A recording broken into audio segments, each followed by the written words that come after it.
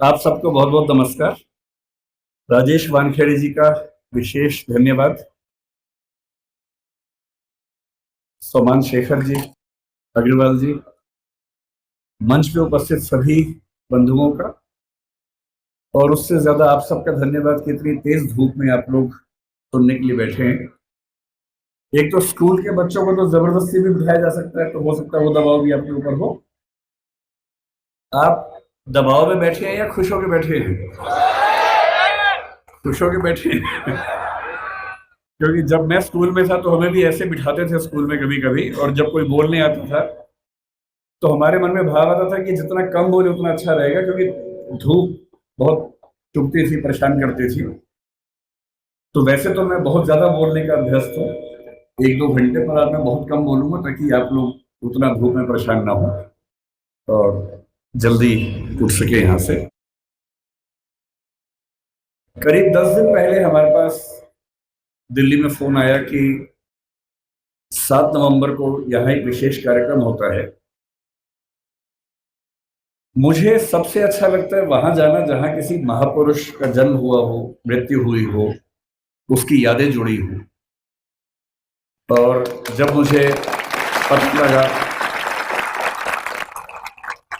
पता लगा कि डॉक्टर अंबेडकर का जन्म यहाँ हुआ, आज पता लगा उनकी अस्थियां भी यहाँ पर हैं, तो मैं अक्सर भारत में और दुनिया के सभी क्षेत्रों में घूमता हूँ और ऐसे स्थानों पर जाना पसंद करता हूँ जहां ऐसी स्मृतियां हों।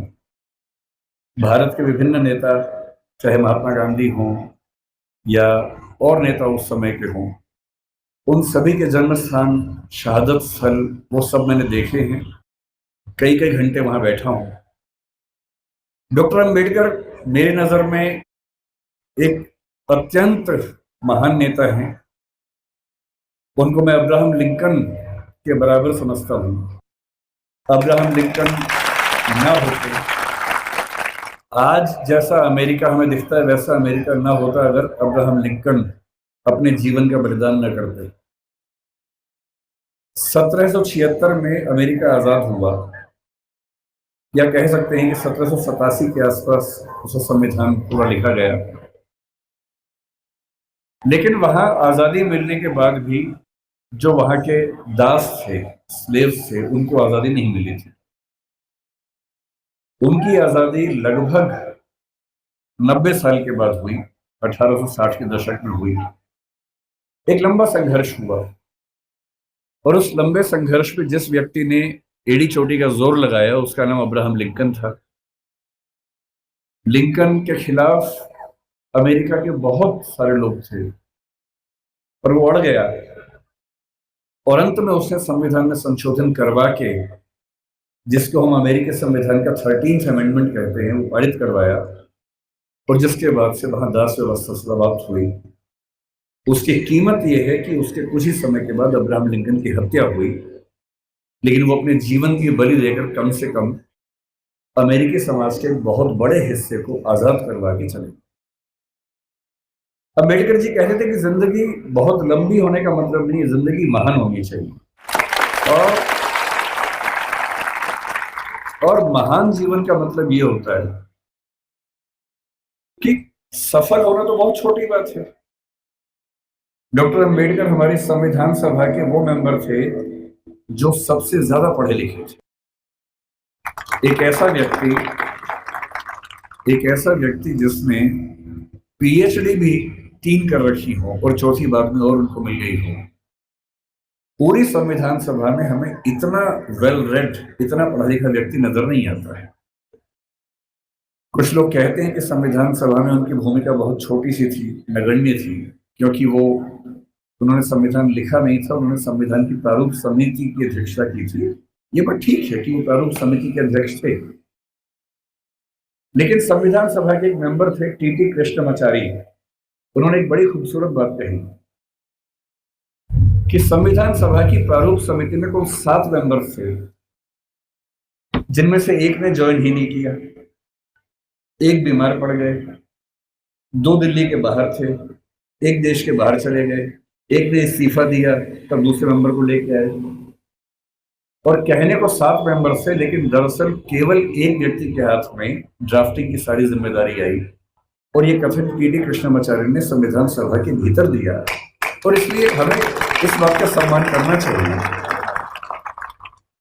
लेकिन आप में से अधिकांश बच्चे जिस सामाजिक परिवेश से हैं, मैं संयोग से समाज के उस परिवेश से हूं जिसमें सामाजिक विषमताओं को झेला नहीं। मेरा जन्म एक ऐसे परिवार में हुआ जो निम्न जाति का नहीं है, तो मैं सवर्ण समाज से हूं। संयोग की बात है, तुक्के की बात है। किसी का तुक्का कुछ लगता है, किसी का कुछ लगता है, तो मैं तुक्के से उस समाज से हूं जहां जातीय भेदभाव झेलना नहीं पड़ता है। मैं बहुत गरीब भी नहीं रहा। मेरे माता पिता अध्यापक थे, तो वेतन भी ठीक ही था उनका। और इसलिए मैं देखता हूं कि हमारे समाज में सामान्यतः एक राय ऐसी बन गई है कि डॉक्टर अंबेडकर केवल दलित समाज के नेता हैं, उन्होंने केवल उनके लिए कुछ महान काम किए। और मेरा मानना है कि इस गलत फहमी से हमारे समाज को बचना चाहिए। डॉक्टर अंबेडकर हमारे देश के आज तक के सबसे महान नेताओं में से एक हैं और उनकी महानता को हमें स्वीकार करना चाहिए। धूप बहुत ज्यादा है, आपकी उम्र भी बहुत कम है, इसलिए मैं गहरी बातों में नहीं जाऊंगा। डॉक्टर अंबेडकर को लेकर कुछ बहुत गहरे विवाद, गहरे संवाद हो सकते हैं। उनका गांधी जी से क्या रिश्ता था, आजादी के आंदोलन से उनका क्या रिश्ता था, मार्क्सवाद से क्या रिश्ता था, बौद्ध धर्म से उनका क्या रिश्ता था, ये सब ऐसे प्रश्न हैं जिन पर हम कई घंटे गहरी बात कर सकते हैं। लेकिन क्योंकि आप अभी स्कूल वाले बच्चे हैं ज्यादातर, आपके लिए इन विवादों में भी उलझना ठीक नहीं है। आपके लिए जो ज्यादा महत्वपूर्ण है, मैं उस बात पे आता हूं। मैंने पिछले 1 साल में जो यात्राएं की, उसमें एक यात्रा कोलंबिया विश्वविद्यालय न्यूयॉर्क की। और वहां जाते ही मैंने अपने दोस्तों से पूछा कि भाई यहाँ डॉक्टर अंबेडकर पढ़ते थे, कोई ऐसा मेमोरियल उनका है क्या? तो वो मुझे एक लाइब्रेरी में, जो बेसमेंट में अच्छी लाइब्रेरी, उनकी काफी अच्छी लाइब्रेरी है, वहां लेके गए। और लाइब्रेरी में एक दरवाजा जहां अंदर रीडिंग रूम है, उसके बाहर एक बहुत सुंदर प्रतिमा उनकी लगी हुई है और साथ में काफी उनके बारे में लिखा हुआ है।